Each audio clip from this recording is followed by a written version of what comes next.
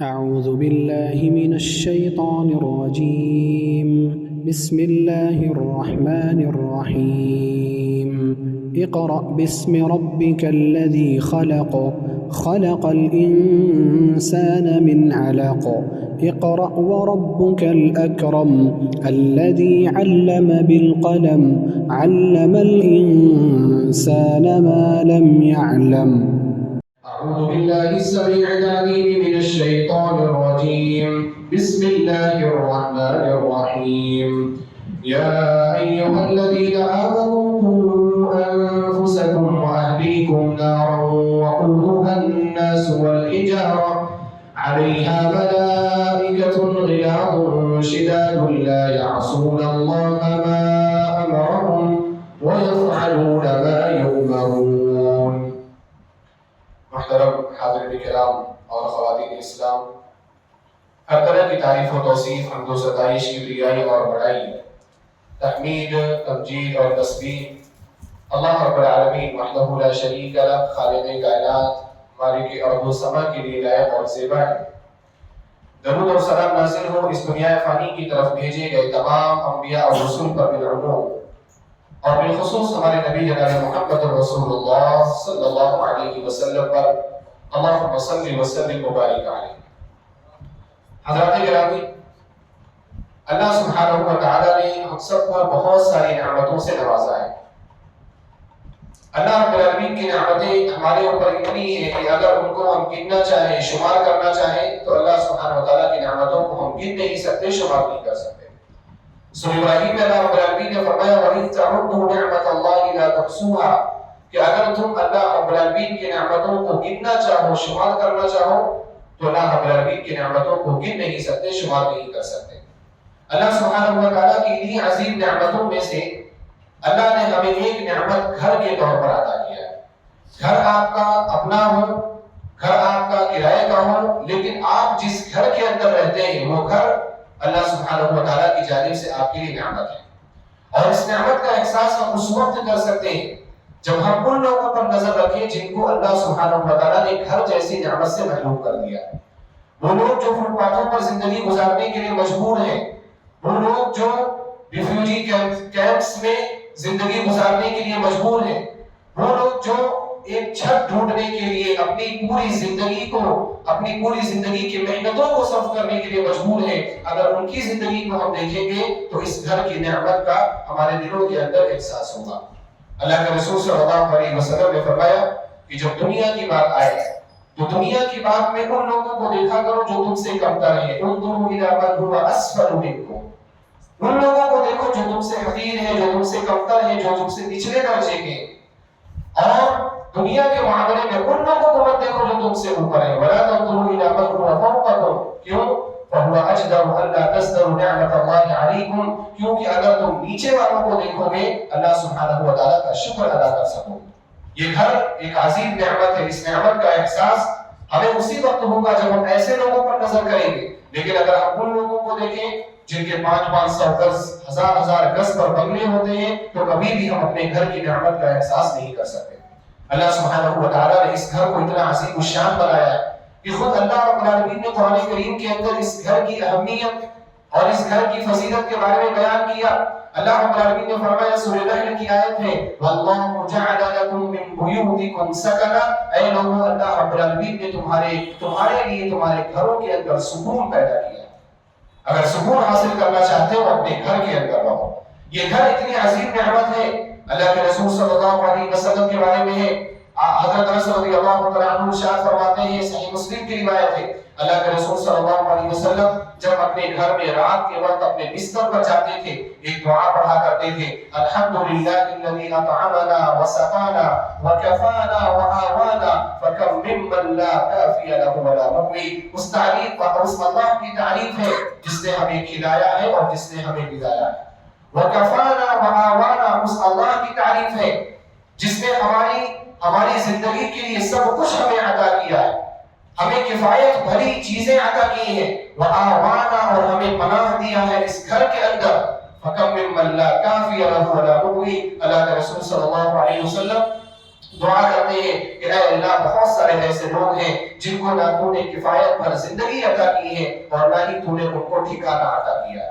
اللہ کے رسول صلی اللہ علیہ وسلم کی دعا ہم سب کو یہ تعلیم دیتی ہے، ہم سب کو یہ بتاتی ہے کہ اگر آپ گھر کے اندر رات کے وقت سکون سے اپنے بستر پر جا کر کے آپ سوتے ہیں اور اچھی نیند لیتے ہیں، یہ اللہ سبحانہ و تعالیٰ کی آپ کے اوپر نعمت ہے۔ اس نعمت پر اللہ سبحانہ و تعالیٰ کی تعریف آپ کو ہمیشہ کرنا چاہیے۔ گھر کی نعمت کا احساس اگر کرنا ہے اور گھر اتنی عظیم نعمت ہے اگر اس کو جاننا ہے، آپ دیکھیں کہ اللہ سبحانہ و تعالیٰ نے کچھ لوگوں کو عذاب اس طور پر دیا کہ اللہ نے انہیں ان کے گھروں سے نکال دیا۔ سورہ حشر کی تفسیر ابھی کچھ دنوں قبل فجر کے دروس میں گزری۔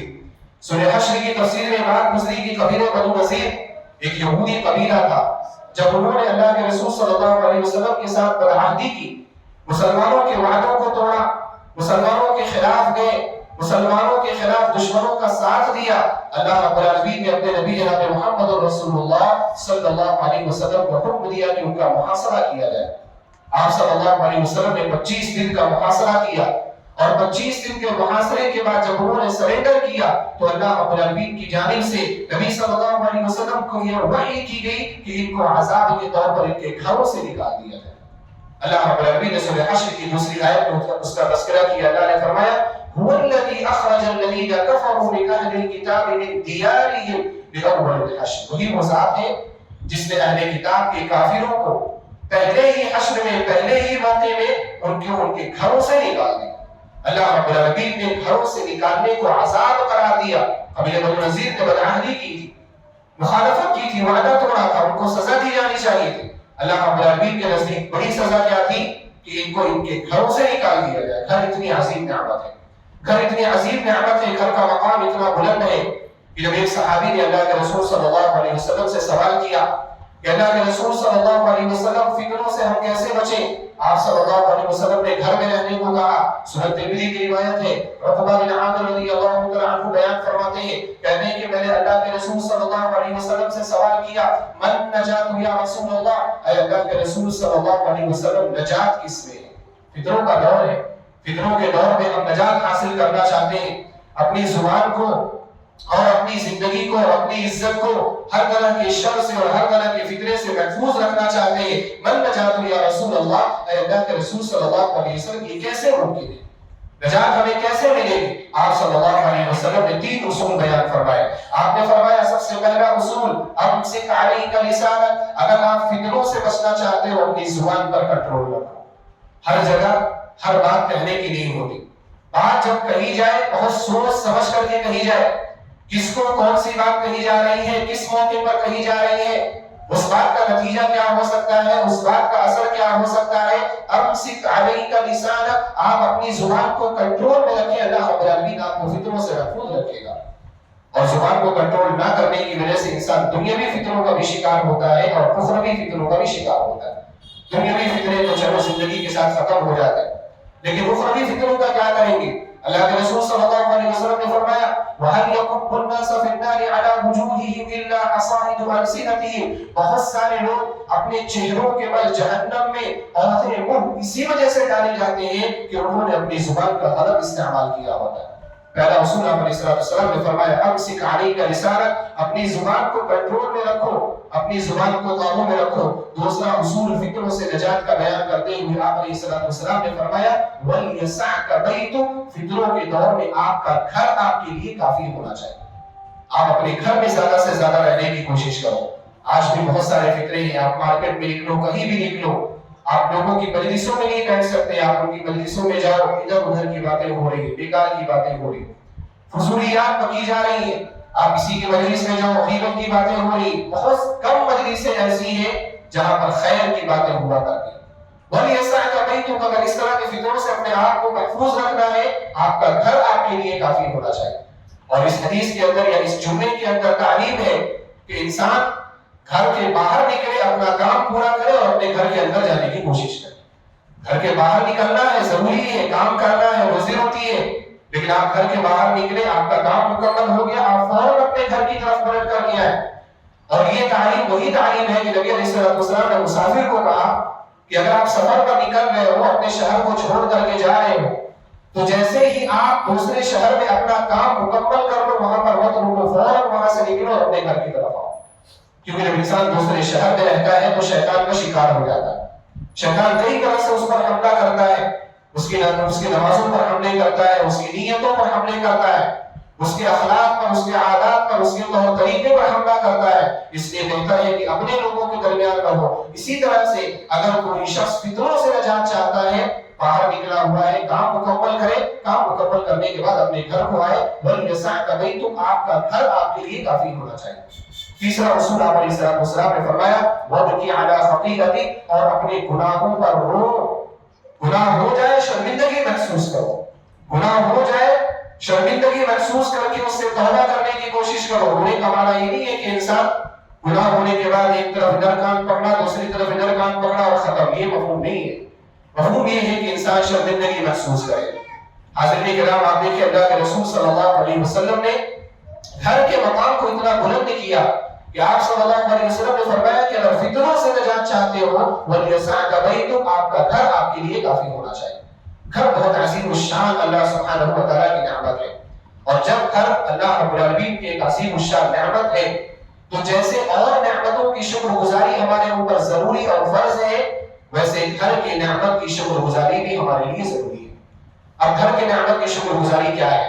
ہمارے یہاں عام ماحول میں یہ سمجھا جاتا ہے کہ اللہ رب العالمین نے اگر گھر عطا کیا ہے، ھذا من فضل ربی کا بورڈ لگا دو، اللہ رب العالمین کا شکر آپ نے ادا کر دیا. ماشاء اللہ لکھوا دو، آپ نے اللہ رب العالمین کا شکر ادا کر دیا. ھذا من فضل ربی، ماشاء اللہ، یہ اگر آپ لکھاتے ہیں تو اس طرح سے اللہ سبحانہ و تعالیٰ کا شکر ادا نہیں کیا جاتا. اللہ کے رسول صلی اللہ علیہ وسلم کے زمانے میں صحابہ کرام کے بھی گھر تھے. صحابہ کرام اپنے گھروں کے باہر ھذا من فضل ربی اور ماشاء اللہ نہیں لکھوایا کرتے تھے، اور بلکہ بعض اہل علم نے تو یہاں تک بھی کہا ہے کہ یہ سب چیزیں بدعات اور خرافات میں، کیونکہ اللہ رب العالمین نے قرآن کریم کی جو آیتیں نازل کی ہیں وہ ہماری ہدایت کے لیے نازل کی ہے، دیواروں کی تزیین کے لیے نازل نہیں کی ہے. آپ دیواروں کی تزیین کرو، ان کی آرائش کرو، ان کی نمائش اور زیبائش کرو، اللہ سبحانہ و تعالیٰ نے آیتوں کو اس لیے نازل نہیں کیا ہے. آج ہمارے یہاں سینریاں بنائی جاتی ہیں، ان میں آیت الکرسی لکھ دیا جاتا ہے اور اس کو لٹکا دیا جاتا ہے. کبھی آپ دیکھو سورہ رحمان لکھ دیا جاتا ہے اور اس کو لٹکا دیا جاتا ہے. وہ اتنا باریک ہوتا ہے، اتنا باریک لکھا ہوا ہوتا ہے کہ کوئی بھی شخص اس آیتوں کو پڑھ ہی نہیں سکتا. کیا فائدہ ہے؟ محض اپنے زینت کے لیے لگایا ہوا ہے. چیزیں غلط ہے، یہ چیزیں بدعات اور خرافات میں. قرآن کریم ہمارے گھروں کی زینت کے لیے نہیں آیا، ہمارے دلوں کی زینت کے لیے آیا ہے. قرآن کریم پڑھ کر کے اپنے دلوں کی اصلاح کرنا ہے. قرآن کریم پڑھ کر کے اپنے دلوں کی جو تاریکیاں ہیں ان تاریکیوں کو روشنی میں تبدیل کرنا ہے، اس لیے قرآن کریم آیا ہے. تو گھر کا شکر آپ اس طرح سے ادا نہیں کر سکتے کہ ھذا من فضل ربی، یا آپ ماشاء اللہ لکھا دیں اللہ رب العالمین کا شکر آپ نے ادا کر دیا. گھر کا شکر کیسے ادا کیا جا سکتا ہے؟ گھر کا شکر اس طور پر ادا کیا جا سکتا ہے کہ آپ اپنے گھر کو اللہ رب العالمین کے حکم کے مطابق بنا دیں. گھر دینے والا کون ہے؟ سوال یہ پیدا ہوتا ہے نا، گھر دینے والا کون ہے؟ اللہ سبحانہ و تعالیٰ گھر دینے والا ہے. آپ کہیں گے گھر تو ہم نے بنایا ہے، ہم نے کمایا، ہم نے بنایا. بہت سارے لوگوں نے کمایا لیکن کچھ نہیں بنا پائے. کمایا اور ان کی کمائیاں چلی گئی، ختم ہو گئے. بہت کمایا، کبھی کسی وقت میں لاکھوں اور کروڑوں کے مالک رہے، لیکن ایک مرتبہ اکنومیکل کرائسس کا شکار ہوئے اور پل بھر میں ان کی ساری کمائی ختم ہو گئی. کچھ بنا سکے نہیں بنا سکے. اگر آپ نے اپنا گھر بنا لیا ہے تو یہ اللہ رب العالمین کی توفیق ہے، یہ اللہ رب العالمین کا فضل ہے کہ آپ نے اپنا گھر بنایا. لہذا اللہ رب العالمین کا شکر ادا کرنا آپ کے لیے ضروری ہے. اور شکر کیسے ہے؟ وہی میں نے ذکر کیا کہ اپنے گھر کو اللہ رب العالمین کے حکم کے مطابق بنا دیں. اپنا گھر آپ اسلامی بنا دیں. آج ہمارے یہاں بہت سارے نوجوان اسلامی حکومت کے قائم کرنے کی بات کرتے ہیں. اچھی بات ہے، اسلامی حکومت قائم ہونا چاہیے. کون نہیں چاہتا کہ ہم اسلام کی حکومت کے تحت زندگی گزار رہے ہیں؟ کون نہیں چاہتا کہ ہم آزادانہ نمازیں پڑھ سکتے ہو، روزہ رکھ سکتے ہو، اسلام کے ہر حکم پر عمل کر سکتے ہو؟ کون یہ نہیں چاہتا؟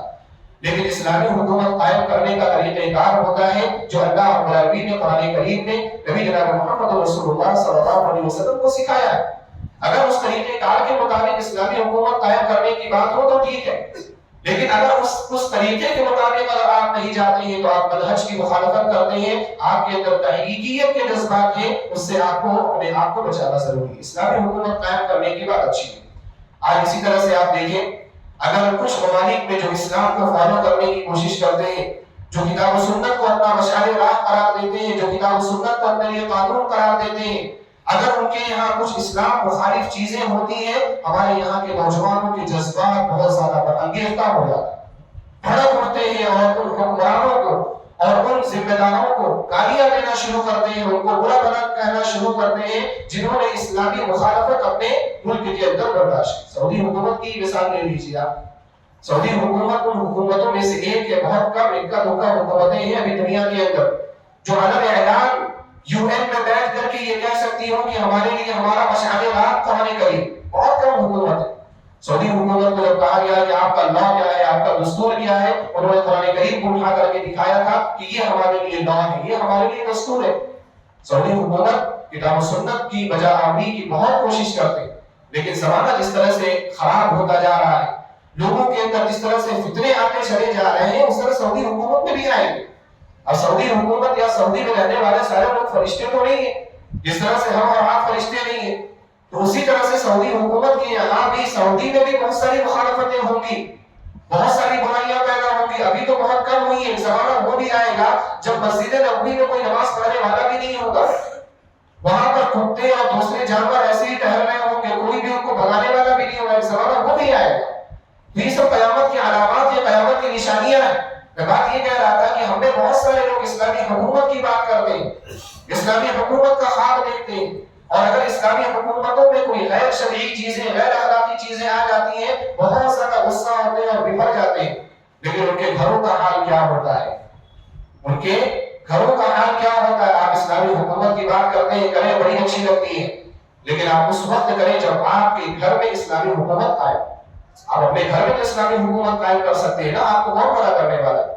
آپ ذمہ دار ہیں گھر کے، آپ اپنے گھر کا پورا نظام اسلامی بنا سکتے ہیں، آپ اپنے گھر کو ہر طرح سے شرک، کفر، فسق، فجور اور ہر طرح کی بدعات اور خرافات سے محفوظ کر سکتے ہیں۔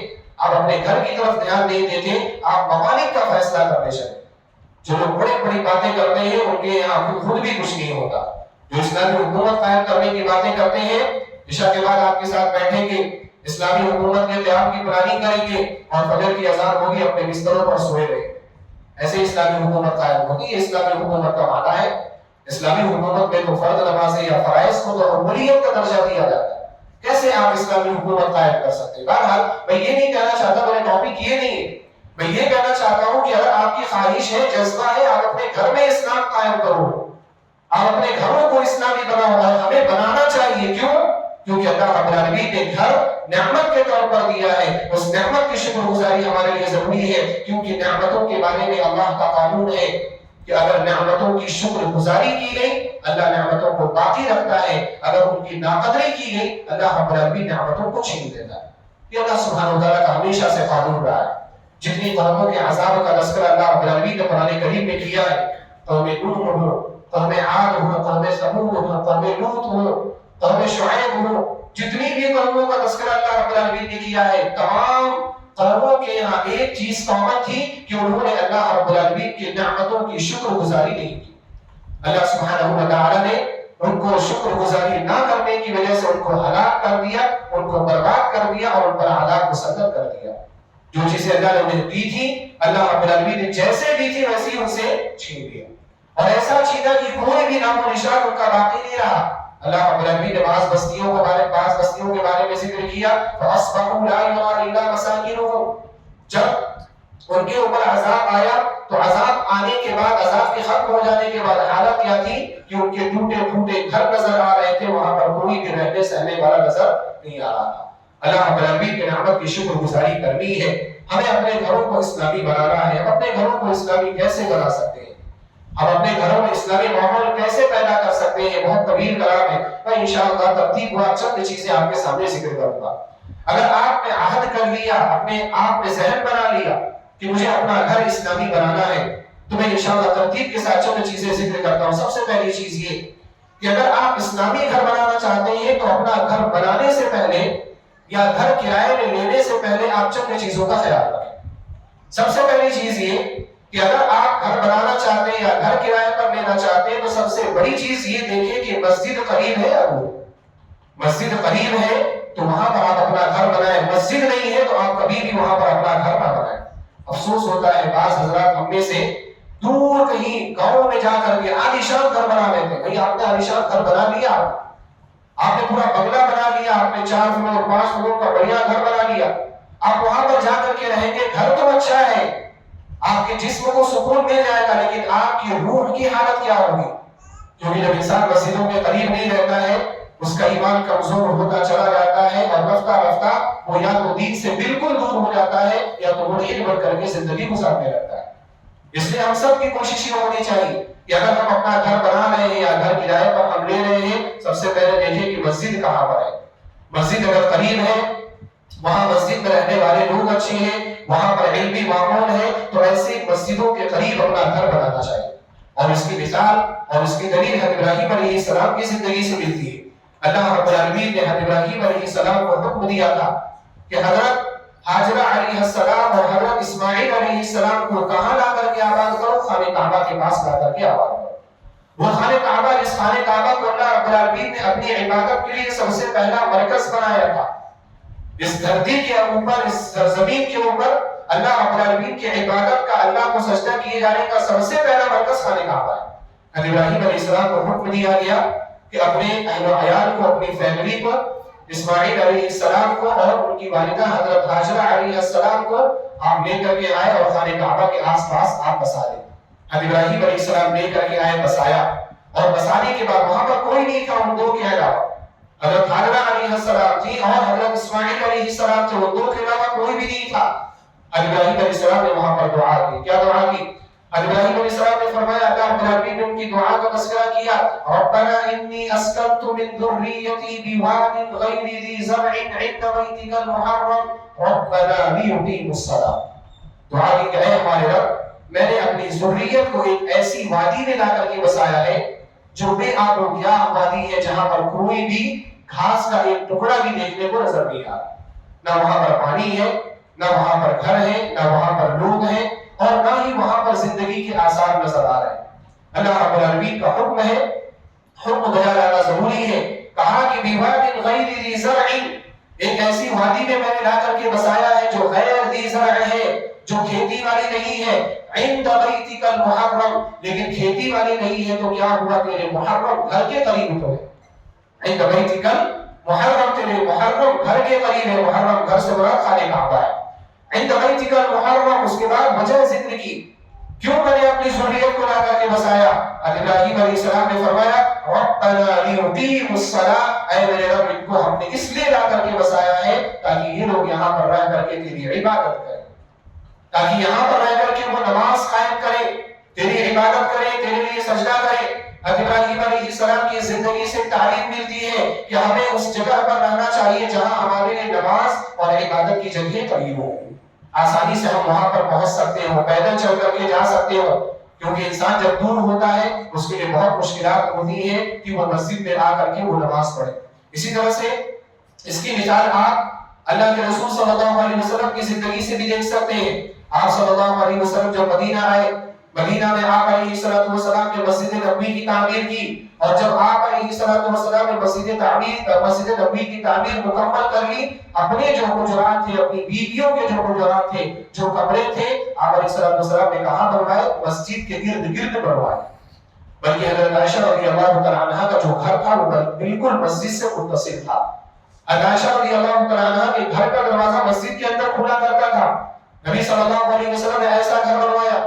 اور آپ اگر کبھی آپ مدینہ گئے ہو, مدینہ میں ایک ایگزیبیشن لگا ہوا ہے مسجد نبوی, جس میں اللہ کے رسول صلی اللہ علیہ وسلم کی سیرت کو بنا کر کے دکھایا گیا, جیسے پروجیکٹ بنایا جاتا ہے مشروعات کا, اس طرح سے نبی علیہ السلام کی زندگی کو دکھایا گیا ہے. مسجد نبوی کے آس پاس جو حجرات بنے ہوئے تھے ازواج مطہرات رضی اللہ تعالی عنہن کے, ان کا نقشہ بھی دکھایا گیا ہے. جتنے بھی حجرات تھے سارے کے سارے حجرے اللہ کے رسول صلی اللہ علیہ وسلم کی مسجد یعنی مسجد نبوی کے قریب تھے. اللہ کے رسول صلی اللہ علیہ وسلم مسجد نبوی کے قریب سارے کمرے بنوائے. وجہ کیا تھی؟ کیونکہ مسجد سے متصل انسان رہے تو نماز روزے میں آسانی ہوا کرتی ہے. اب یہاں پر اس حدیث کو ذکر کرنا ضروری ہے جو ہو سکتا ہے آپ میں سے بعض لوگوں کے ذہن میں آ رہا ہو. صحیح مسلم کی روایت میں ہے کہ اللہ کے رسول صلی اللہ علیہ وسلم نے ایک مرتبہ قبیلے بنو سلیمہ کے بارے میں سنا کہ قبیلے بنو سلیمہ کے لوگ دور رہا کرتے تھے مسجد نبوی سے، وہ لوگ مسجد نبوی کے قریب شفٹ ہونا چاہتے تھے۔ جب اللہ کے رسول صلی اللہ علیہ وسلم کو یہ خبر ملی تو آپ صلی اللہ علیہ وسلم ان کے پاس گئے اور جا کر کے پوچھا، میں نے تمہارے بارے میں یہ سنا ہے کہ تم مسجد نبوی کے قریب شفٹ ہونا چاہتے ہو۔ قبیلہ بنو سلیمہ کے افراد نے کہا کہ اللہ کے رسول صلی اللہ علیہ وسلم ہمارا ارادہ تو ایسا ہی تھا کہ ہم آپ کے قریب رہ کر کے زیادہ استفادہ کریں۔ آپ علیہ السلام نے ان کو منع کیا۔ آپ نے فرمایا بنی سلیمہ دیارکم تکتب آثارکم، بنی سلیمہ دیارکم تکتب آثارکم، کہ اے بنو سلیمہ اپنے اسی جگہ کو لازم پکڑو، کیونکہ یہاں دور رہتے ہوئے جب تم مسجد نبوی میں آؤ گے تمہارے قدموں کے نشانات پر اللہ سبحانہ و تعالیٰ تمہیں اجر دے گا۔ جتنے قدم چل کر کے آؤ گے اتنا ہی اجر میں تمہارے لیے اضافہ کیا جائے گا۔ اللہ کے رسول صلی اللہ علیہ وسلم نے بنو سلیمہ کو منع کیا۔ ہمیں سے بعض افراد اس سے استدلال کرتے ہیں کہ ہمیں بھی اپنے گھروں کو مسجدوں سے دور بنانا چاہیے۔ دور بنانا نہیں چاہیے، یہ استدلال غلط ہے۔ دور بن گیا، اگر دور آپ نے پہلے سے گھر بنا لیا، کیونکہ قبیلے بنو سلیمہ تو نبی علیہ السلام کی آمد سے پہلے وہاں پر آتا تھا۔ اگر آپ کا گھر دور بن گیا ہے اور قریب شفٹ ہونے کے مواقع نہیں ہے تو آپ وہاں سے رہ کر کے اللہ سبحانہ و تعالیٰ سے زیادہ اجر کی امید رکھیں۔ لیکن اگر آپ گھر بنانا چاہتے ہیں تو آپ قریب گھر بنائیں۔ اور یہاں پر ایک اور بڑا فرق ہے، وہ فرق کیا ہے؟ تھوڑا آپ لوگ آگے آ جائیں، پیچھے جو آپ کو پریشانی ہے تھوڑا صفوں میں برابر کر لیں۔ اللہ کے رسول صلی اللہ علیہ وسلم نے بنو سلیمہ کو جو منع کیا کہ آپ لوگ مسجد کے قریب منتقل نہ ہو جاؤ، دونوں میں بڑا فرق ہے۔ فرق یہ ہے کہ وہ صحابہ کرام تھے، ان کے یہاں دین پر عمل کرنے کا جذبہ تھا، ان کے یہاں نمازوں کی محبت تھی، ان کے یہاں اللہ کے رسول صلی اللہ علیہ وسلم کے پاس بیٹھ کر کے علم حاصل کرنے کا جذبہ تھا۔ وہ دور رہ کر کے بھی نبی صلی اللہ علیہ وسلم کے پاس آتے تھے اور پابندی کر سکتے تھے، لیکن ہمارے اور آپ کے دلوں کے اندر ایمان اتنا مضبوط نہیں ہے۔ اور یہ چیز دیکھنے میں بھی آتی کہ ہم اگر دور ہیں، بڑے بہانے ہوتے ہیں، شیطان ایک بہانہ یہ بھی ڈال دیتا ہے کہ میں بہت دور ہوں، بہت دور سے آنا پڑتا ہے۔ بہت سارے بہانے ہوتے ہیں مسجدوں میں نہ آنے کے، کسی کو چھینک آ گئی تو یہ بہانہ ہے، کسی کو ہلکا سا بخار آ گیا تو یہ بہانہ ہے، کسی کو مشغولیت کا بہانہ ہے، کسی کو کام کا بہانہ ہے، کسی کو بھول جانے کا بھی بہانہ ہے۔ بہت سارے لوگوں کے یہاں یہ بھی بہانہ دیکھ لو، بھول گیا نماز ہو رہی تھی، آپ وقفے کے اندر بھی ہیں، آپ کو 7-8 اذانیں سننے کو ملتی، 7-8 اذانیں ایک نماز کی، انسان اذانیں سننے کو ملتی ہیں، تو اتنی اذانوں کے سننے کے باوجود انسان کیسے بھول جاتا ہے کہ اس کو نماز نہیں پڑھنی؟ آپ اپنا کھانا تو نہیں بھولتے، آپ دوستوں کے ساتھ گھومنا پھرنا تو نہیں بھولتے، آپ باہر گپ شپ کرنا تو نہیں بھولتے، لیکن آپ مسجدوں میں آ کر کے نماز پڑھنا بھول جاتے ہیں۔ یہ سب ایمان کی کمزوری ہے، شیطان اسی طرح سے حملہ کرتا ہے۔ تو اس میں ایک اور سبب ایڈ ہو جاتا ہے کہ گھر بہت دور ہے، دور سے آنے میں بڑی تکلیف ہو رہی ہے، اس لیے میں نہیں آ پاتا ہوں۔ تو اس لیے ہمارے اور آپ کے لیے مناسب اور بہتر یہی ہے کہ ہم اپنے گھر کو مسجدوں کے قریب بنائیں۔ اگر مسجدوں کے قریب اگر ہمارا گھر مسجدوں کے آس پاس نہ ہو تو وہ گھر ہی منتقل کر دینا چاہیے، اور یہ بھی انشاءاللہ اللہ رب العالمین کے اللہ رب العالمین کی راہ میں ہجرت کرنے کی ایک صورت ہوگی۔ ہجرت کرنا ہے ہمیں، ہجرت کا معنی کیا ہوتا ہے کہ انسان پورا شہر چھوڑ کر کے چلا جائے، لیکن ایک ہجرت یہ بھی ہے کہ انسان مسجدوں کے لیے ایک محلے سے دوسرے محلے کی طرف ہجرت کرے۔ میں وہاں جاؤں گا، وہاں علم حاصل ہوگا، وہاں جاؤں گا، وہاں لوگ اچھے نمازوں کی پابندی ہوگی، یہ بھی اللہ رب العالمین کی راہ میں ہجرت ہے۔ لہذا اس ہجرت کو بھی ہمیں جاری کرنا چاہیے اور اس ہجرت پر بھی ہمیں دھیان دینا چاہیے۔ محترم ناظرین، میں نے بہت ساری چیزیں سوچی تھی کہ میں آپ کے سامنے اسلامی ماحول یا گھر کو اسلامی کیسے بنایا جائے اس کے تعلق سے ذکر کروں گا، لیکن ایک ہی چیز کو بولتے بولتے وقت ختم ہو گیا ہے۔ انشاءاللہ میں آگے کے جمعے میں انشاءاللہ ان تمام اسباب کو ذکر کروں گا کہ کیسے ہم اپنے گھروں کو اسلامی بنا سکتے ہیں۔